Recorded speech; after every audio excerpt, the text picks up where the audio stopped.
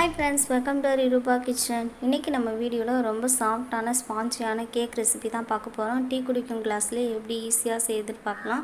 இந்த கேக் செய்யிறதுக்கு ரொம்ப நேரம் ஆகாது, குறைஞ்ச நேரத்திலே செஞ்சிடலாம். இந்த கேக் பிகினர்ஸ் கூட ஈஸியா செஞ்சிடலாம். அதுக்கு முன்னாடி நம்ம சேனலை இன்னும் சப்ஸ்கிரைப் பண்ணாதவங்க சப்ஸ்கிரைப் பண்ணிக்கோங்க. பக்கத்துல இருக்க பெல் ஐகானை கிளிக் பண்ணிக்கோங்க. அப்பதான் நான் போடுற புது வீடியோக்குலாம் உங்களுக்கு நோட்டிஃபிகேஷன்ல வரும். ஓகே, வாங்க வீடியோக்குள்ள போலாம். ஒரு மிக்சிங் பவுல் எடுத்துக்கலாம். நான் 1 கப் அளவுல மைதா சேர்த்துக்கிறேன். நீங்க மைதாவுக்கு பதிலாக கோதுமை மாவு கூட சேர்த்துக்கலாம். 1 கப் மைதாவுக்கு 3/4 கப் அளவுக்கு சர்க்கரை கரெக்டாக இருக்கும். இப்போ நம்ம ஃபைன் பவுடராக அரைச்சி எடுத்துக்கலாம். சர்க்கரை கூடவே ஒரு ஏலக்காவும் சேர்த்து நல்லா பவுடராக நம்ம அரைச்சி எடுத்துக்கலாம். ஏலக்காய் ஃப்ளேவர் பிடிக்கலனா ஸ்கிப் பண்ணிடலாம். பாருங்கள், இந்த மாதிரி ஃபைன் பவுடராக அரைச்சி எடுத்துக்கலாம். இப்போ மைதா மாவு கூடவே இந்த சர்க்கரையும் ஆட் பண்ணிடலாம்.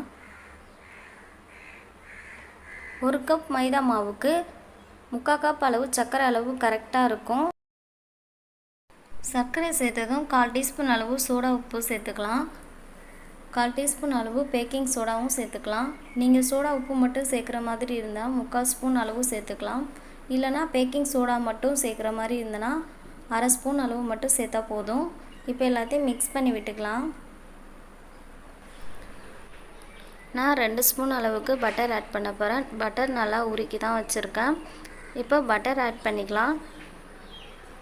பட்டருக்கு பதிலாக நம்ம ரிஃபைண்ட் ஆயில், சன்ஃப்ளவர் ஆயில் அப்படி எது வேணால் சேர்த்துக்கலாம். கூடவே காய்ச்சி ஆற வச்ச பால் எடுத்துக்கிறேன். 3/4 கப் அளவுக்கு.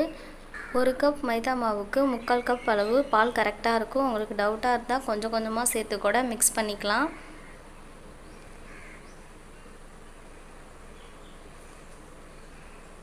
பாருங்கள், இந்த அளவுக்கு நம்ம மிக்ஸ் பண்ணி வச்சுக்கலாம். இந்த பதம் கரெக்டாக இருக்கும். இப்போ நம்ம ஒரு கிளாஸில் நம்ம சேர்த்துக்கலாம். நான் குட்டி கிளாஸ் தான் எடுத்திருக்கேன். லைட்டாக எண்ணெய் தடவி மைதா மாவு தான் லைட்டாக மிக்ஸ் பண்ணி வச்சுருக்கேன். லைட்டாக கிளாஸில் நம்ம கொட்டிட்டு இதில் ஃபுல்லாக எல்லா இடத்துலையுமே மிக்ஸ் பண்ணாலே எல்லா இடத்துலையுமே மிக்ஸ் ஆகிடும். இப்போ நம்ம எல்லா கிளாஸ்லேயுமே ஊற்றிக்கலாம்.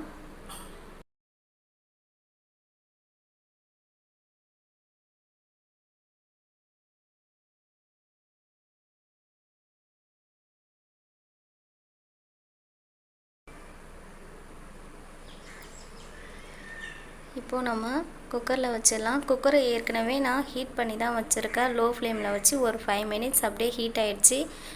குக்கர் உள்ள ஒரு ஸ்டாண்டு தான் வச்சுருக்கேன். எப்போதுமே எல்லாருமே யூஸ் பண்ணுற ஸ்டாண்டு தான். மேலே ஒரு பிளேட் வச்சுக்கலாம். நம்ம எடுத்து வச்சுருக்க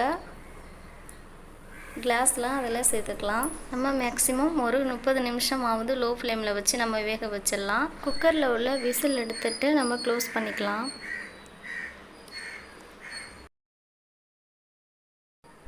இப்போ கேக் நல்லா வெந்துச்சு. கேக் எந்த அளவுக்கு உப்பி வந்திருக்கு பாருங்கள். நான் 4 கிளாஸும் ஒரே பிளேட்லேயே வச்சதால் கேக்கு ஒட்டின மாதிரி ஆயிடுச்சு. ஆனால் கேக் ரொம்ப சூப்பராக வெந்திருக்கு.